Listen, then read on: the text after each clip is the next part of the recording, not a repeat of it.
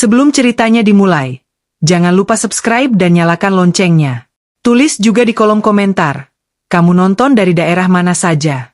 Dulu, rumah kecil di ujung gang itu selalu penuh tawa. Aku dan Raka menikah tanpa pesta mewah, tapi kami bahagia. Kami berdua mulai dari nol, menyewa kamar kecil, tidur di kasur tipis, dan makan nasi dengan lauk seadanya. Tapi setiap kali aku melihat senyum Raka, semua terasa cukup. Aku janji, suatu hari kita bakal punya rumah sendiri, katanya sambil menggenggam tanganku. Dan aku percaya. Beberapa tahun berlalu, kerja keras Raka membuahkan hasil. Ia diangkat jadi kepala cabang di perusahaan logistik tempatnya bekerja. Aku ikut bahagia, merasa perjuangan kami akhirnya berbuah manis. Tapi entah sejak kapan, setiap kali dia pulang, wajahnya mulai dingin. Capek, jangan ganggu dulu. Begitu katanya setiap kali aku mencoba menyambutnya. Awalnya aku mengira Raka hanya lelah. Tapi lama-lama, nada bicaranya berubah. Ia sering mengkritik masakanku, bajuku, bahkan cara aku bicara. Bisa nggak sih kamu belajar jadi istri yang elegan dikit? Katanya suatu malam. Hatiku perih, tapi aku diam. Aku tahu, mungkin dia hanya sedang banyak pikiran. Aku memilih menahan air mata daripada memperpanjang pertengkaran. Hari-hariku berubah jadi sepi. Aku memasak, mencuci, membereskan rumah. Semuanya sendirian tanpa senyum darinya. Dulu Raka suka memelukku dari belakang sambil berkata, "Kamu wangi banget hari ini." Sekarang, yang kudengar hanya helaan napas panjang dan pintu kamar yang ditutup keras. Puncaknya terjadi di malam hujan deras. Raka pulang larut dengan wajah mabuk dan aroma parfum wanita di bajunya. Aku berdiri di depan pintu, gemetar menahan amarah. "Raka, kamu dari mana?" tanyaku pelan. Ia tertawa miring. "Kau nggak perlu tahu. Aku capek lihat wajahmu tiap hari." "Apa maksudmu?" "Maksudku, kamu itu beban. Aku udah sukses, tapi kamu masih aja begini-begini aja. Nggak berubah. Lihat dirimu." Kata-katanya menusuk. Aku menatapnya, mencoba tersenyum walau air mataku menetes. "Raka, aku istrimu. Aku berjuang dari awal bersamamu. Apa salahku?" "Salahmu? Kau cuma tahu masak dan nyapu. Aku butuh istri yang bisa diajak maju, bukan yang nyangkut di dapur." Aku tak bisa berkata apa-apa. Hujan di luar makin deras, suara petir menyambar, tapi lebih keras lagi suara di dadaku yang retak. Raka menendang kursi, lalu menunjuk ke arah pintu. "Sana pergi. Kalau kau merasa tersinggung, pergi aja. Aku yakin kau nggak akan bisa hidup tanpaku." Aku terdiam beberapa detik. Di kepalaku berputar kenangan saat aku menjahit bajunya dengan tangan gemetar, saat aku menunggunya di halte, saat aku menemaninya sakit. Semua itu kini tak berarti apa-apa. "Baik," kataku lirih. "Kalau itu mau kamu." Aku berjalan ke kamar, memasukkan beberapa pakaian ke tas kecil. Raka hanya berdiri, menatap dengan wajah dingin. Aku sempat menatapnya sekali lagi. "Semoga kamu nggak menyesal." Ia hanya terkekeh. "Yang menyesal nanti kamu." Aku melangkah keluar. Hujan menyambutku seperti ikut menangis. Aku berdiri di depan rumah beberapa detik, memandangi jendela tempat kami dulu sering duduk bersama. Tak kusangka, rumah yang dulu penuh cinta kini terasa asing. Langkahku berat, tapi setiap langkah terasa seperti melepaskan beban dari dadaku. Aku tak tahu harus kemana. Malam itu aku hanya berjalan tanpa arah, melewati jalanan becek dan lampu-lampu jalan yang temaram. Air mataku bercampur dengan hujan. Aku ingin menjerit, tapi tak ada suara yang keluar. Aku teringat kata-kata Raka, "Kau tak akan bisa hidup tanpaku." Dan di tengah gelap malam itu, aku justru berbisik pada diri sendiri. Aku harus buktikan, aku bisa. Aku menumpang di rumah teman lama malam itu, tubuhku menggigil, tapi hati ini terasa lebih tenang daripada tinggal di rumah yang sudah tak lagi punya cinta. Besok aku akan cari kerja, pikirku. Aku harus bangkit. Namun sebelum tidur, aku teringat sosok ayah mertua. Beliau selalu lembut padaku. Dulu setiap lebaran, beliau selalu menepuk pundakku dan berkata, "Kamu itu anugerah buat keluarga ini." Aku tak berani menceritakan apa yang terjadi malam ini. Aku hanya berdoa, semoga suatu hari Raka sadar. Tapi hidup punya caranya sendiri untuk membalas luka. Dan aku belum tahu, kalau malam itu adalah awal dari kisah panjang yang akan mengubah segalanya. Terutama untuk Raka, yang mengira aku tak akan pernah bisa hidup tanpanya. Malam ketika aku diusir itu, aku menginap di rumah temanku, Sinta. Dia terkejut melihatku datang dengan pakaian basah kuyup dan mata sembab. Ya Tuhan, kamu kenapa, Mir? Katanya sambil menggenggam tanganku. Aku tak sanggup menjawab. Hanya air mata yang jatuh tanpa suara. Sinta memberiku pakaian kering dan segelas teh hangat. Kalau kamu mau, tinggal di sini dulu, katanya lembut. Aku mengangguk pelan. Tak ada tempat lain untuk pulang. Beberapa hari pertama terasa berat. Setiap pagi aku masih terbangun dengan kebiasaan lama. Menyiapkan kopi untuk Raka, menata meja makan, lalu sadar, dia sudah bukan tanggung jawabku lagi. Tanganku sering refleks memegang ponsel, berharap ada pesan, tapi yang ada hanya layar kosong. Sementara itu, kabar tentang Raka mulai kudengar dari tetangga dan media sosial. Ia tampak bahagia, menghadiri pesta, dan memposting foto-foto dengan rekan kantornya, termasuk seorang wanita muda yang dulu pernah kulihat menatapnya dengan cara berbeda. Aku menatap layar ponsel itu lama, mencoba menenangkan diri. Kalau dia bahagia, mungkin memang ini jalannya. Gumamku, walau hatiku terasa remuk. Hari-hari berlalu, dan aku harus bertahan. Sinta membantuku mencarikan pekerjaan di toko roti milik sepupunya. Awalnya aku canggung, tapi kemudian aku mulai terbiasa melayani pembeli, menata kue, dan membersihkan etalase. Setiap kali aku mendapat gaji, sekecil apapun, aku merasa sedikit lebih berharga. Namun luka di hati tak semudah itu sembuh. Kadang, saat malam datang dan toko sudah tutup, aku duduk sendirian di belakang, menatap tangan yang dulu sering menyiapkan makan malam untuk suamiku. Aku masih bisa hidup, Raka, bisikku lirih.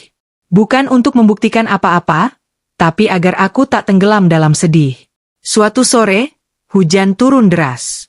Aku baru saja menutup toko ketika tubuhku tiba-tiba menggigil. Kepalaku pusing, dan pandanganku mulai kabur. Aku paksakan diri berjalan pulang, tapi baru sampai depan rumah Sinta, tubuhku jatuh. Sinta panik, membawaku ke puskesmas. Katanya, aku kelelahan dan kurang makan. Aku hanya bisa tersenyum lemah. Lucu? Ya. Dulu aku punya dapur penuh makanan, tapi hatiku kosong. Sekarang aku punya hati yang kuat, tapi dompetku kosong. Beberapa hari kemudian, Sinta memberitahuku sesuatu. Mir, aku ketemu Bu Ratna, tetangga lamamu. Dia bilang ayah mertua kamu sakit. Katanya nyariin kamu terus. Aku terdiam. Ayah sakit? Iya. Katanya udah beberapa minggu di rumah sakit. Aku langsung merasa sesak. Ayah mertua? Orang yang dulu memperlakukan aku seperti anak sendiri. Waktu aku dan Raka baru menikah, beliaulah yang sering membawakan bahan makanan. Bilang, jangan malu minta bantuan, ya. Beliau lembut, tak pernah memihak, bahkan saat aku dan Raka berselisih. Tanpa pikir panjang, aku memutuskan untuk menjenguk. Sinta sempat khawatir, kamu yakin siap ketemu keluarga Raka? Aku mengangguk. Aku datang bukan buat mereka. Aku datang buat ayah. Malam itu aku naik angkot menuju rumah sakit. Hujan lagi-lagi turun, seperti menemaniku setiap kali aku merasa hancur. Di lorong rumah sakit, aroma antiseptik bercampur dengan rasa cemas. Aku berdiri di depan pintu kamar bernama Haji Wiryo Ruang Melati 3. Tanganku bergetar saat mengetuk. Ketika pintu terbuka, aku melihat sosok tua dengan wajah pucat, namun matanya langsung berbinar. Mira. Suaranya lemah tapi jelas. Aku tak bisa menahan tangis. Aku berlari ke sisinya dan menggenggam tangannya. Aku minta maaf. Yah, aku nggak bisa datang lebih cepat. Beliau menggeleng pelan. Kamu nggak salah, Nak. Justru ayah yang minta maaf. Ayah tahu semua. Raka sudah lupa siapa yang berjuang bersamanya dulu. Aku terdiam, dadaku sesak. Ayah menarik napas panjang. Lalu berkata, jangan salahkan dia sepenuhnya. Kadang keberhasilan membuat orang lupa kaki yang pernah menopangnya. Mataku basah lagi. Aku tahu, ayah bukan hanya bicara tentang Raka, tapi juga tentang hidup yang berubah terlalu cepat. Beliau merogoh saku bajunya, mengeluarkan amplop kecil berwarna coklat. "Ini untuk kamu," katanya. "Simpan baik-baik. Jangan dibuka dulu. Suatu hari nanti kamu akan tahu kenapa." Aku menatap amplop itu bingung. "Ini apa, Yah?" Beliau hanya tersenyum lemah. "Sesuatu yang akan membuatmu tenang ketika waktu tiba." Aku menatapnya lama. Tangannya mulai dingin, dan aku tahu waktunya tak lama. Malam itu aku menemaninya sampai tertidur. Aku sempat ingin menunggu Raka datang, tapi ia tak pernah muncul. Mungkin terlalu sibuk, atau mungkin memang tak peduli lagi. Ketika dini hari tiba, dokter masuk tergesa. Aku berdiri terpaku saat mereka menutup wajah ayah dengan kain putih. Aku menggenggam amplop itu kuat-kuat, menangis tanpa suara. Seolah seluruh duniaku runtuh untuk kedua kalinya. Beberapa perawat menatapku dengan iba. "Ayahmu meninggal dengan tenang," kata salah satunya. Aku mengangguk pelan. "Iya, beliau ayah terbaik yang pernah aku punya." Aku keluar dari ruang perawatan dengan langkah gontai. Hujan pagi menetes di jendela rumah sakit, dan aku merasa dunia ikut menangis. Aku berdiri lama di bawah langit kelabu itu, menggenggam amplop dari ayah mertua, tidak tahu bahwa di dalamnya tersimpan rahasia yang akan mengubah segalanya, termasuk hidup Raka yang selama ini merasa paling menang. Pemakaman ayah mertua berlangsung sederhana. Hujan turun rintik-rintik, seolah langit pun ikut berduka. Aku berdiri di antara para pelayat dengan pakaian hitam sederhana. Di kejauhan, kulihat Raka datang bersama beberapa kerabat. Wajahnya tegang, tapi ia sama sekali tak menatapku. Saat jenazah dimasukkan ke liang lahat, aku tak bisa menahan air mata. "Terima kasih, Yah, sudah sayang sama aku," bisikku pelan. Di dalam hatiku, masih ada rasa hangat, karena di saat semua orang menjauh, hanya beliau yang tetap melihatku sebagai bagian keluarga. Setelah pemakaman, aku berniat langsung pulang. Tapi seorang pria berjas hitam menghampiriku. "Permisi, apakah Anda Ibu Mira?" Aku mengangguk pelan. "Saya notaris keluarga. Pak Wiryo menitipkan pesan pribadi sebelum beliau meninggal. Beliau ingin Anda datang ke rumah beliau minggu depan untuk mendengarkan pembacaan surat wasiat." Aku terkejut. "Surat wasiat? Untuk saya?" Pria itu mengangguk sopan. "Betul. Ada pesan khusus untuk Anda di dalamnya." Malamnya, aku duduk di kamar kecil tempatku tinggal. Amplop coklat dari ayah masih kusimpan di laci meja. Aku belum berani membukanya, seperti pesan terakhir beliau. Tapi rasa penasaran perlahan tumbuh. Apa sebenarnya isi amplop itu? Aku membukanya perlahan. Di dalamnya ada surat bertuliskan tangan ayah mertua, rapi tapi bergetar. "Untuk Mira. Terima kasih sudah pernah menjadi cahaya di rumah ini. Ayah tahu, kamu disakiti, tapi kamu tidak pernah membalas. Saat semua pergi, kamu tetap menghormati keluarga ini. Kalau suatu hari kamu membaca surat ini, berarti ayah sudah tidak ada. Jangan bersedih, Nak. Karena cinta yang tulus tidak pernah hilang, hanya berpindah ke doa. Simpan hatimu tetap baik, karena Tuhan tidak tidur. Akan ada waktu di mana kebenaran datang bukan dari mulut manusia, tapi dari takdir." Aku menangis lama setelah membaca surat itu. Kalimatnya sederhana, tapi hangat. Beliau tidak menyalahkan siapapun, tapi aku tahu betapa dalam kasihnya. Seminggu kemudian, aku datang ke rumah keluarga Raka untuk pembacaan wasiat. Jujur, langkahku berat. Ini pertama kalinya aku kembali ke rumah itu setelah malam aku diusir. Begitu masuk halaman, aroma melati dari taman depan langsung membangkitkan kenangan. Dulu aku yang menanamnya. Sekarang sudah tumbuh rimbun, tapi tanpa keindahan. Raka duduk di ruang tamu dengan wajah datar. Di sebelahnya, ibunya menatapku tajam tanpa bicara. Hanya notaris yang tampak tenang sambil membuka map besar berisi dokumen. "Baik, kita mulai pembacaan surat wasiat dari almarhum Bapak Wiryo," ucapnya. Suasana hening. Notaris membaca. "Kepada istriku tercinta, aku tinggalkan sebagian tabungan dan rumah utama sebagai tempat tinggal. Kepada anak-anakku, aku titipkan doa agar hidupmu tak jauh dari kasih dan hormat." Semua tampak biasa, sampai ia membuka lembar berikutnya. Dan kepada menantuku, Mira, yang telah kujadikan seperti anak sendiri, aku serahkan aset tanah di daerah Sukamulya beserta seluruh hasilnya. Karena aku percaya, hanya orang berhati tulus yang bisa menjaga sesuatu dengan baik. Ruangan langsung sunyi. Aku terpaku. Raka menatap tajam ke arah notaris, lalu ke arahku. Itu pasti salah baca. Mana mungkin ayah kasih harta ke orang yang bahkan udah bukan bagian keluarga, bentaknya. Notaris menatapnya tenang. Ini tulisan tangan almarhum sendiri. Beliau menandatanganinya di depan dua saksi dan saya. Ibu Raka langsung berdiri, suaranya meninggi, Mira ini bukan siapa-siapa. Dia sudah keluar dari rumah ini. Aku hanya duduk diam. Tanganku gemetar, tapi bukan karena senang. Aku tak pernah menginginkan harta itu. Yang membuatku menangis justru karena ayah mertua masih mengingatku, di saat anak kandungnya sendiri melupakanku. Raka menatapku tajam. Kau pasti mempengaruhinya sebelum dia meninggal, ya? Kau manfaatin ayah buat dapat harta. Aku menatap matanya, kali ini tanpa takut. Tidak, Raka. Aku bahkan baru tahu soal ini. Yang aku tahu, aku hanya pernah mencintai keluarga ini sepenuh hati. Notaris menengahi, semua dokumen sah secara hukum.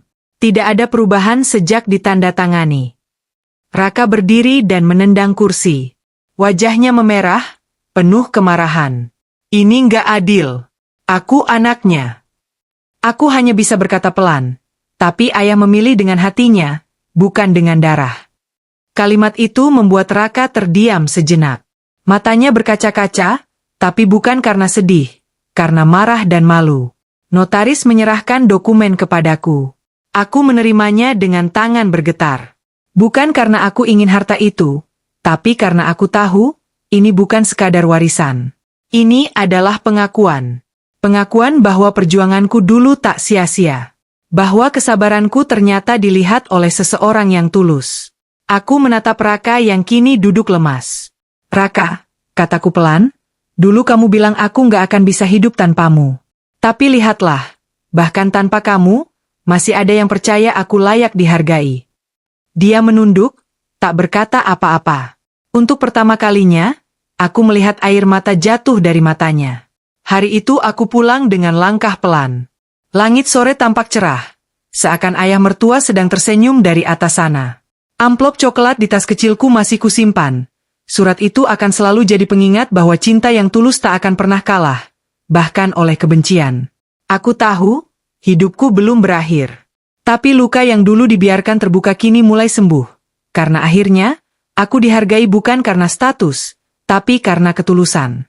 Dan di balik semua air mata itu, aku berjanji pada diriku sendiri. Aku tidak akan menengok ke belakang lagi.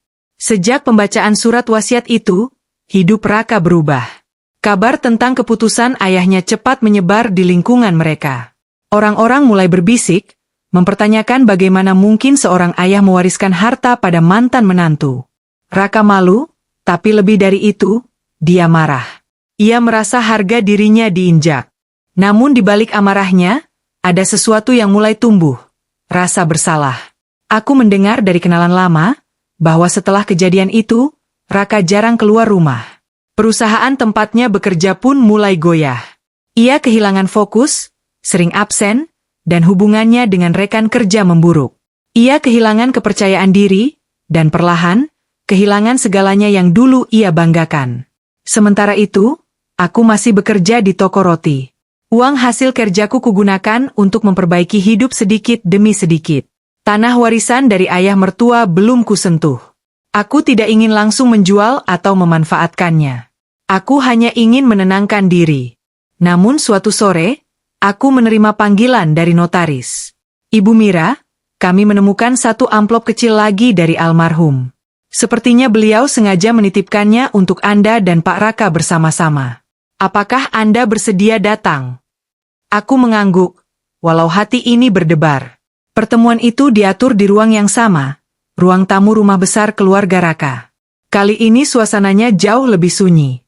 Tak ada keluarga besar, hanya aku, Raka, dan notaris. Raka duduk di seberang, wajahnya tampak lebih tirus. Tatapannya tak lagi setajam dulu, tapi penuh lelah. Aku bisa melihat jelas, egonya mulai runtuh. Notaris membuka amplop itu perlahan dan mulai membaca tulisan tangan almarhum. Untuk Raka dan Mira, kalian pernah jadi kebanggaan ayah. Raka, kamu anak yang cerdas, tapi lupa pada akar kesederhanaan. Mira, kamu perempuan kuat yang tetap setia bahkan saat tak dihargai. Harta ini bukan untuk membalas sakit hati, tapi untuk mengingatkan bahwa cinta tanpa hormat adalah kehancuran, dan hormat tanpa cinta adalah kesepian. Jika kalian membaca surat ini bersama, artinya Tuhan masih memberi kesempatan. Bukan untuk kembali, tapi untuk memaafkan. Hening. Tak ada suara selain detik jam di dinding. Aku menunduk. Mataku mulai basah. Raka menatap surat itu lama, lalu berbisik pelan. Ayah tahu segalanya. Ya. Aku hanya mengangguk. Raka menghela napas panjang. Aku bodoh, Mir. Dulu aku pikir keberhasilan itu cuma soal uang dan posisi. Aku kira dengan naik jabatan, aku bisa merasa lebih berharga. Tapi sekarang, semua itu hilang. Bahkan aku kehilangan diriku sendiri. Aku menatapnya. Raka, yang hilang bukan dirimu. Yang hilang cuma kesadaranmu akan siapa yang pernah berjuang di sampingmu. Ia menunduk. Wajahnya tertutup kedua tangannya. Kalau waktu bisa diulang, aku nggak akan pernah ngucapin kata-kata itu padamu. Suaranya bergetar. Sana pergi. Kau tak akan bisa hidup tanpaku. Aku masih ingat jelas. Hatiku berdenyut sakit. Kalimat itu, yang dulu menghancurkan hidupku, kini terdengar seperti cambuk untuknya sendiri. Aku menarik napas dalam-dalam, mencoba menahan air mata. Raka, kataku lembut. Aku udah memaafkanmu sejak lama. Aku nggak ingin membawa kebencian seumur hidup. Ia menatapku dengan mata memerah. Kau nggak marah? Aku tersenyum tipis. Marah nggak akan membuatku bahagia. Tapi memaafkan, itu membuat aku bisa hidup tenang. Raka terdiam lama. Tangannya gemetar saat meraih surat itu. Terima kasih, Mir, katanya lirih. Ayah benar. Aku lupa bagaimana caranya menghormati cinta. Setelah pertemuan itu, aku keluar dari rumah dengan perasaan campur aduk. Ada lega, tapi juga getir. Langit sore berwarna oranye, hangat tapi sepi. Aku menatap langit itu lama, seolah ayah mertua sedang tersenyum dari sana, lega melihat dua anak yang dulu berantakan akhirnya duduk di ruangan yang sama, bukan untuk saling menyakiti, tapi untuk berdamai. Beberapa minggu berlalu, aku memutuskan untuk pergi ke tanah warisan di Sukamulya. Lokasinya tidak terlalu jauh dari kota. Sebidang tanah luas dengan rumah kayu kecil di tengahnya. Saat aku menginjakan kaki di sana, angin bertiup pelan membawa aroma rumput basah. Tempat itu tenang, seperti pelukan. Aku bisa merasakan sesuatu yang sulit dijelaskan. Ketenangan, seolah ayah masih ada di situ. Aku memutuskan untuk merawatnya, bukan menjualnya. Aku ingin menjadikannya tempat singgah bagi orang-orang yang kehilangan harapan, seperti aku dulu. Tempat di mana siapapun bisa datang, bekerja, atau sekadar beristirahat tanpa takut dihakimi. Tempat yang penuh kasih, seperti cinta yang dulu kuterima dari ayah mertua. Beberapa bulan kemudian, Raka datang. Ia berdiri di depan pagar, tampak ragu. Aku keluar dan menatapnya dengan tenang. Ia membawa sebuah map berisi surat dari notaris. Surat penyerahan sisa asetnya yang ingin ia hibahkan untuk yayasan yang sedang kubangun di tanah itu. Ini, mungkin cara kecilku buat menebus kesalahan, katanya pelan. Aku menatapnya, lalu mengangguk. Terima kasih, Raka. Ayah pasti bangga. Ia menunduk, menahan tangis. Aku nggak tahu apakah aku masih pantas dipanggil anaknya. Tapi aku ingin jadi orang yang bisa beliau maafkan, dimanapun beliau sekarang. Aku tersenyum tipis. Yang penting kamu sadar, Rak. Hidup nggak berhenti cuma karena kita pernah jatuh. Raka mengangguk. Sebelum pergi, ia berkata pelan.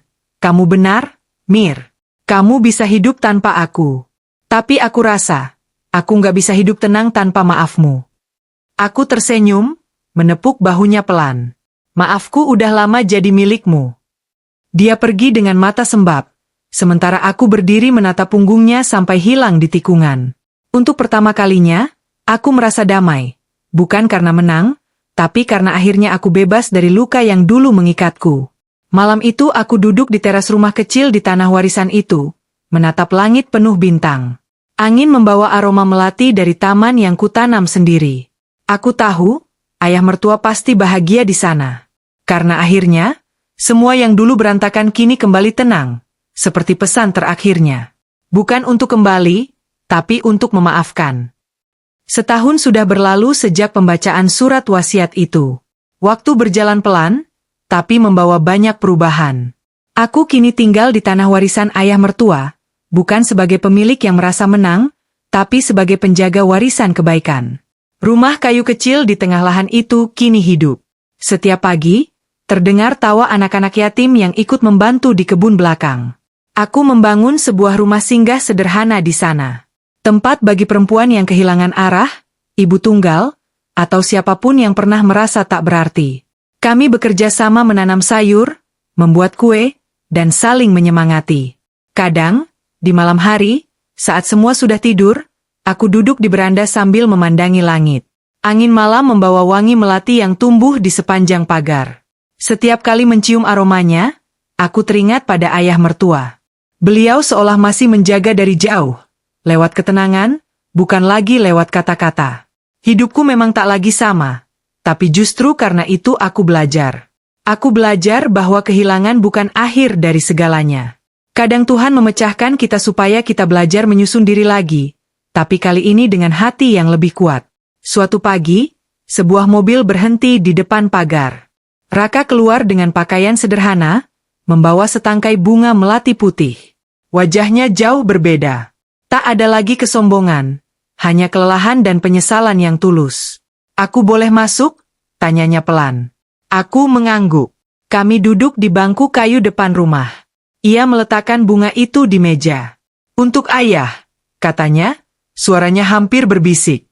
Aku tersenyum kecil. Ayah pasti senang. Beberapa menit kami hanya diam. Suara ayam berkokok dan hembusan angin jadi musik latar yang tenang. Raka menatap sekeliling. "Kamu benar-benar hebat, Mir. Tempat ini, damai sekali." Aku menatapnya lembut. Damai datang setelah berhenti marah, Rak. Setelah berhenti merasa paling benar. Ia menunduk. Aku masih sering menyesal. Kalau saja waktu bisa diulang. Aku memotong pelan, waktu nggak bisa diulang, tapi hidup bisa diperbaiki. Raka menghela napas panjang. Lalu menatapku. "Terima kasih sudah memaafkanku. Aku nggak tahu gimana jadinya kalau kamu masih marah." Aku tersenyum. Kemarahan nggak akan nyembuhin luka. Tapi maaf, bisa bikin kita sembuh. Dia berdiri, menatapku dalam. "Kalau suatu hari kamu butuh bantuan, panggil aku, ya. Aku nggak akan pergi lagi." Aku mengangguk. "Terima kasih, Raka. Tapi aku sudah punya banyak orang di sini yang menjagaku." Ia tersenyum getir, lalu berpamitan.